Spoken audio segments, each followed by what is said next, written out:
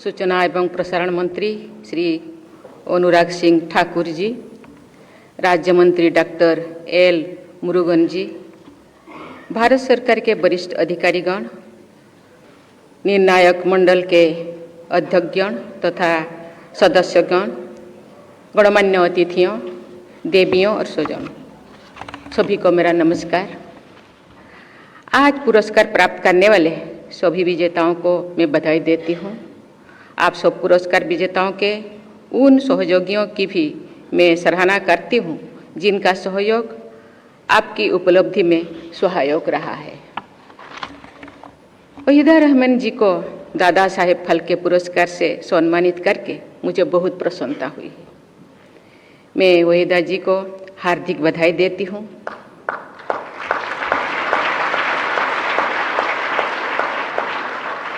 उन्होंने अपनी कला और व्यक्तित्व से फिल्म जगत के शिखर पर अपना स्थान बनाया है। अपने निजी जीवन में भी उन्होंने गरिमा, आत्मविश्वास और मौलिकता से भी युक्त महिला के रूप में अपनी पहचान बनाई है।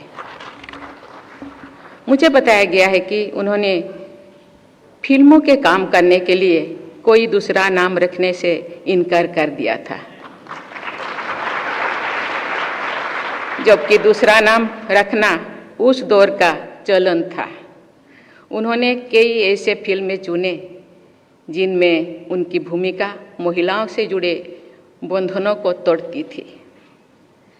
वहीदा जी ने एक मिसाल पेश की है कि वुमेन एम्पावरमेंट के लिए खुद महिलाओं को भी पहल करनी चाहिए।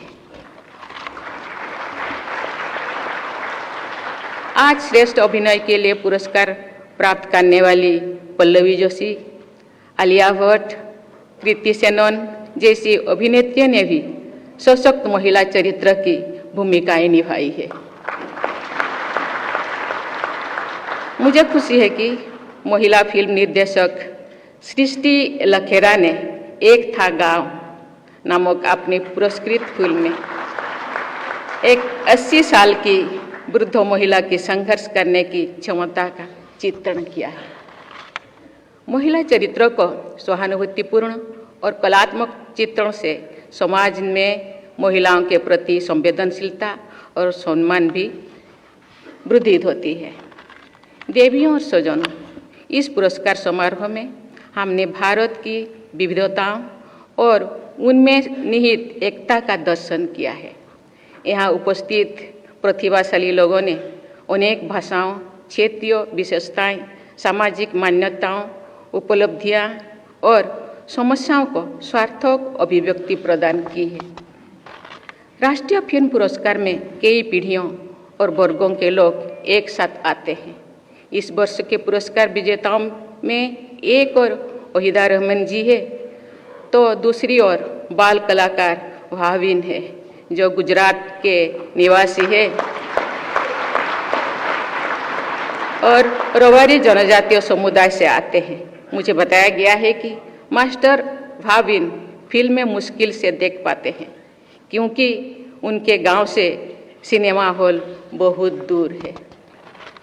फिल्म जगत के सभी भाइयों और बहनों, अपनी फिल्मों के जरिए आप सब भारतीय समाज के विविधतापूर्ण यथार्थ से वंचित परिचय कराते हैं।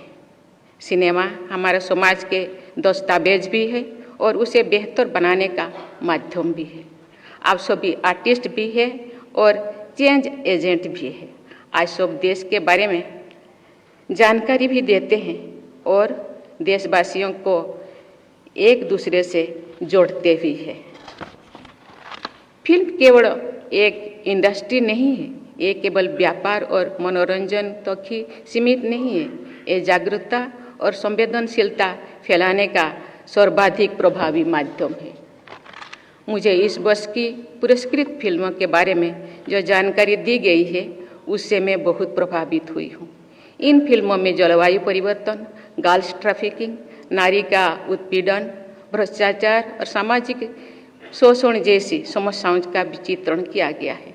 जनजातीय समुदाय का प्रकृति तथा कला से प्रेम, राष्ट्रपिता महात्मा गांधी के आदर्श की स्थापना, विपत्तियों के बीच अदम्य उत्साह से संघर्ष करना, शिक्षा की परिवर्तनकारी शक्ति और कला तथा संस्कृति के क्षेत्र में विशिष्ट उपलब्धियों जैसे विविध विषयों पर अच्छी फिल्में बनाई गई है।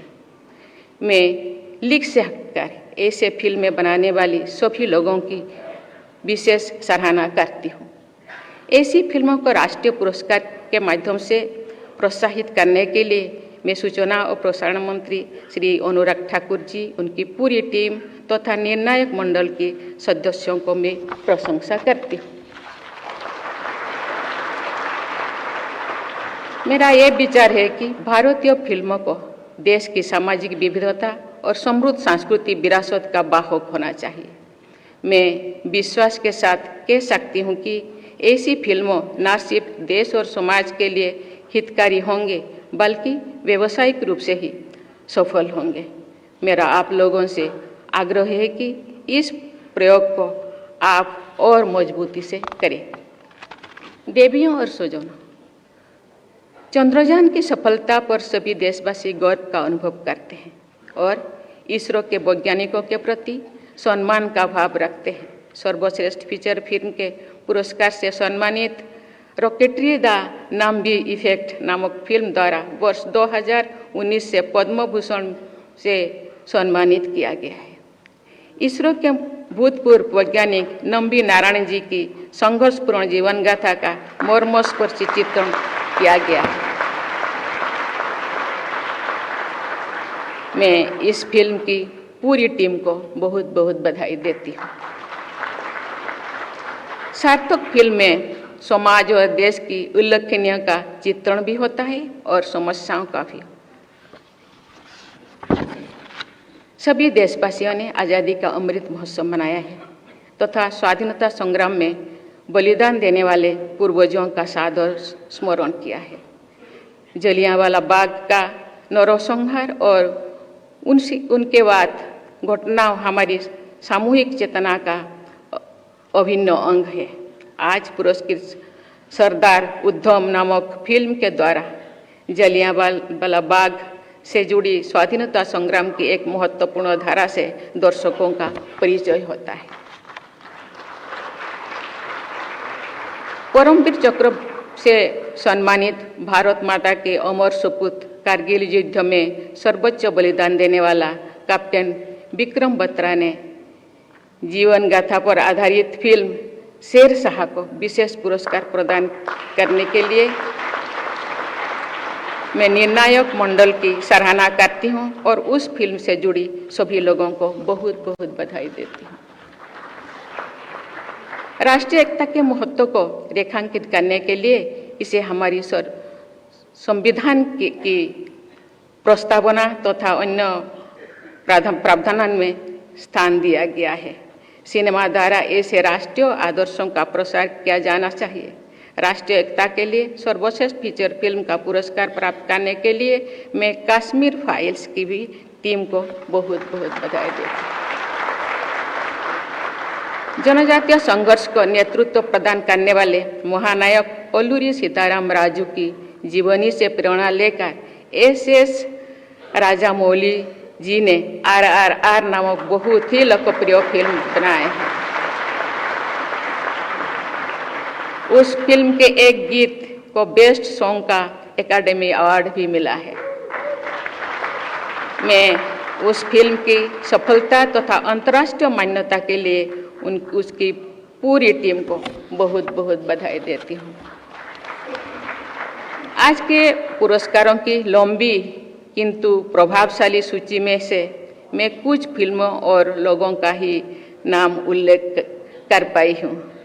आज पुरस्कृत सभी फिल्में और उनसे जुड़े सभी लोगों ने समाज और सिनेमा को बहुत प्रभावशाली योगदान दिया है। मैं सबको बहुत बहुत बधाई देती हूँ। मुझे विश्वास है कि प्रतिभाओं से समृद्ध हमारे देश में सिनेमा से जुड़े लोग विश्व स्तरीय उत्कृष्टता के नई मानक स्थापित करते रहेंगे। विकसित भारत के निर्माण में फिल्मों की महत्वपूर्ण भूमिका रहेगी। इसी विश्वास के साथ मैं अपनी वाणी को विराम देती हूँ। धन्यवाद। जय हिंद, जय भारत।